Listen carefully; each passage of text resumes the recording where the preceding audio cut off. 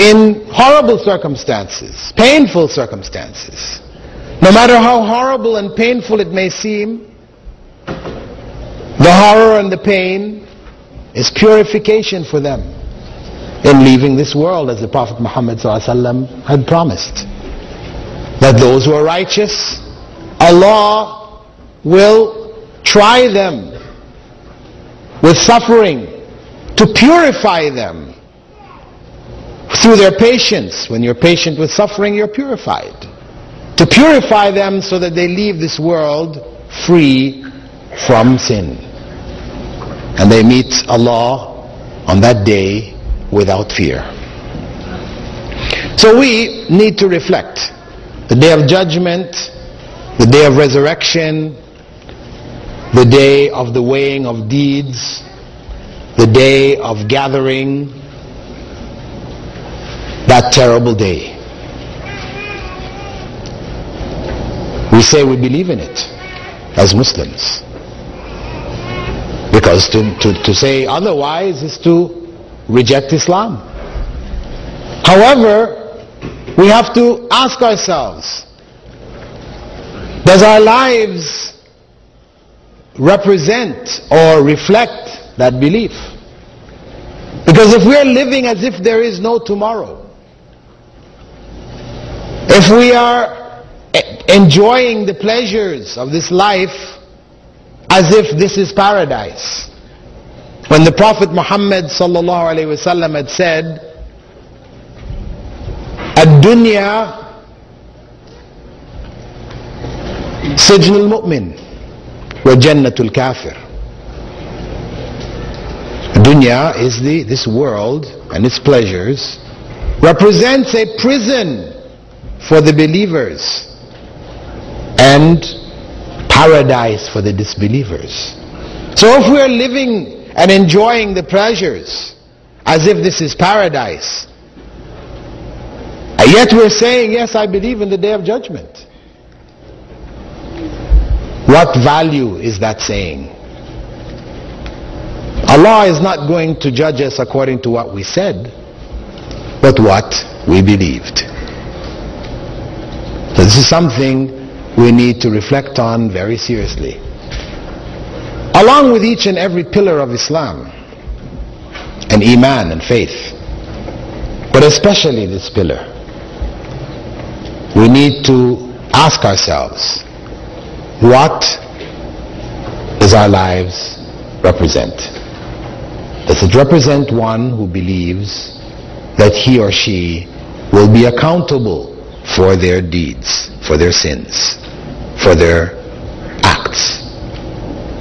Or does it represent one who doesn't?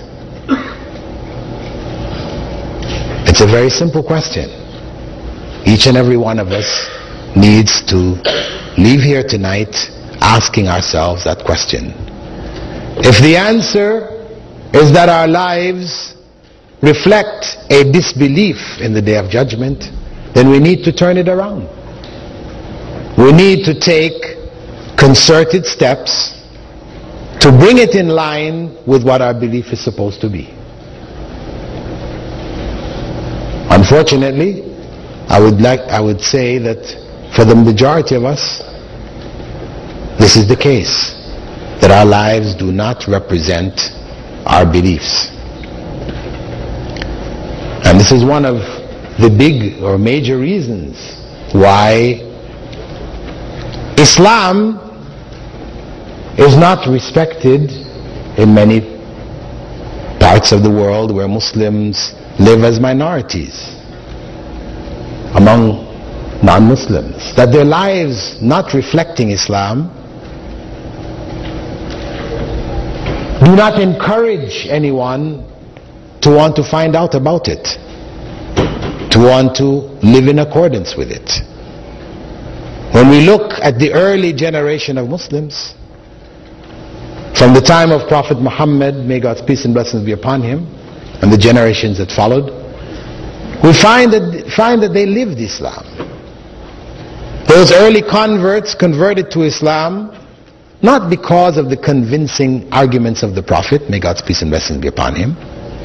He didn't convince his wife Khadija, for example, or Ali, his cousin who he raised in his home, or Zayd, the slave who had been given to him. Those early people who converted to Islam converted because of the character that he had. The character which reflected faith, sincerity, righteousness, and goodness. And this is what Islam calls to. A character which reflects belief. As the Prophet Muhammad sallallahu alaihi wasallam had said, إِنَّمَا بُعِثْتُ لِأُتَمِّمَ مَكَارِمَ الْأَخْلَاقِ.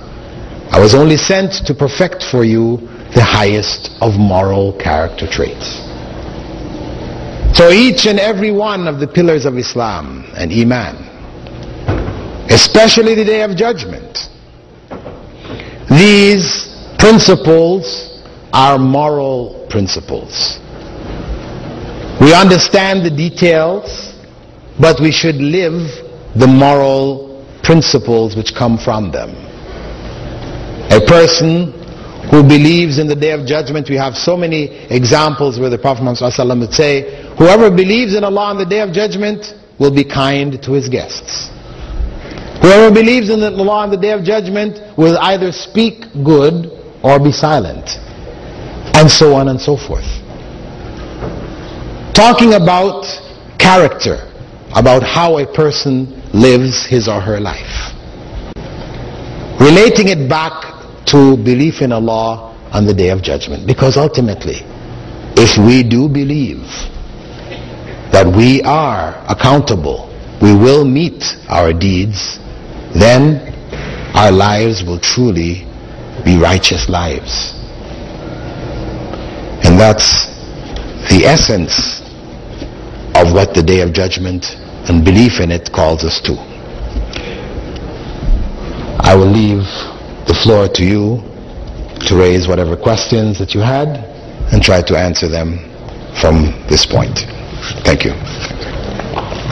Regular questions, if there's time at the end, we'll address them, inshallah. First question.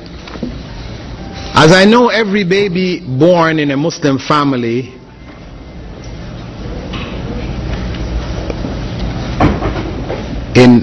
what's this now? My question is, let's say, if a person, non-Muslim, grows up in a place that there is not even Islam or information, he or she died without receiving Islam. Actually, this was already explained in the lecture, what happens to them. If a Muslim does not pray the 5 times prayer, what is the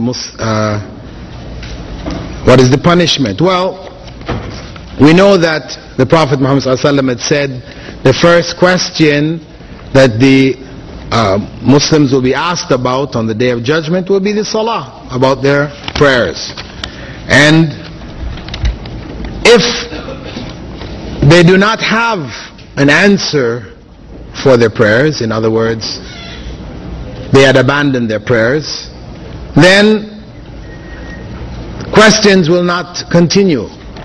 It will not be like examinations here in the university, where if you get 50% in maths and you get 90% in biology, they take the average. No. If you have failed in the area of salah, you have failed. What sins will God not forgive?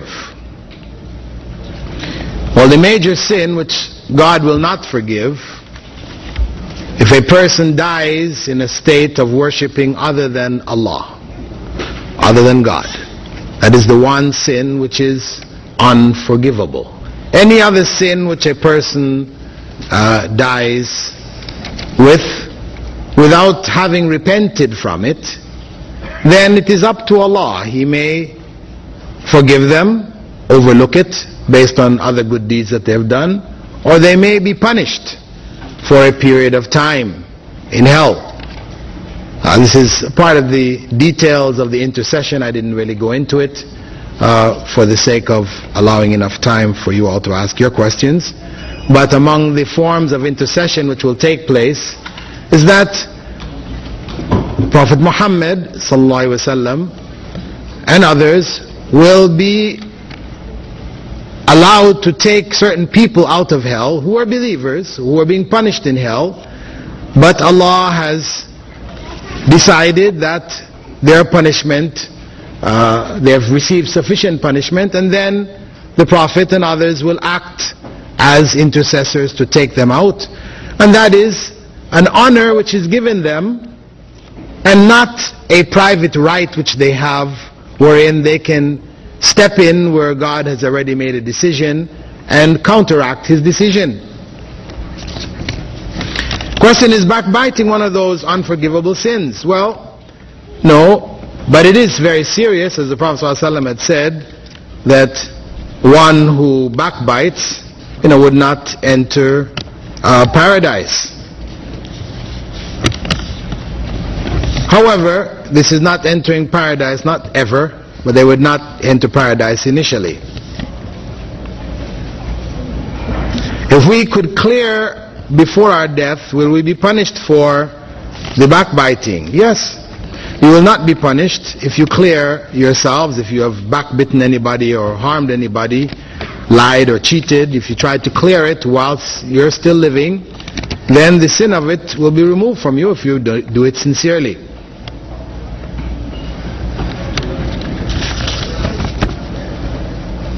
How long will the day of judgment last? It's called the day of judgment. It will be one day. But that day will be as long as Allah wishes it to be.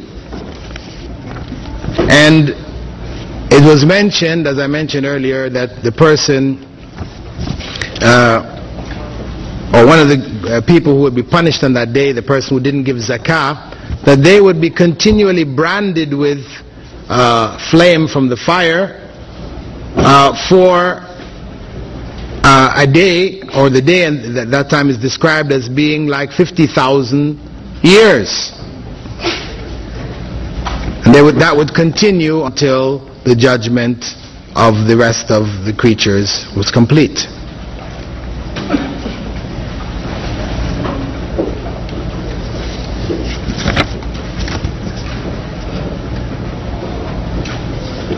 What is the proper way to present the message and the spirit of Islam to people who do not believe in God Himself? Well, the best way, as we said initially, is by example. The best way is to live Islam ourselves, to be living examples of Islam. And then to use whatever means we have to convey the message to them. There is no standard way. It will vary from person to person. Just as there is no standard cure for all illnesses. Each illness requires its own particular cure. In the same way, explaining Islam to people should vary according to their own backgrounds and their own understandings. One of the best ways to get into an explanation is to ask people what they know. Find out first what they know and what they understand, and then one can take the step of trying to convey or correct misunderstandings or convey Islam to them. It is always best to find out what they know first. Don't assume that you know what they know.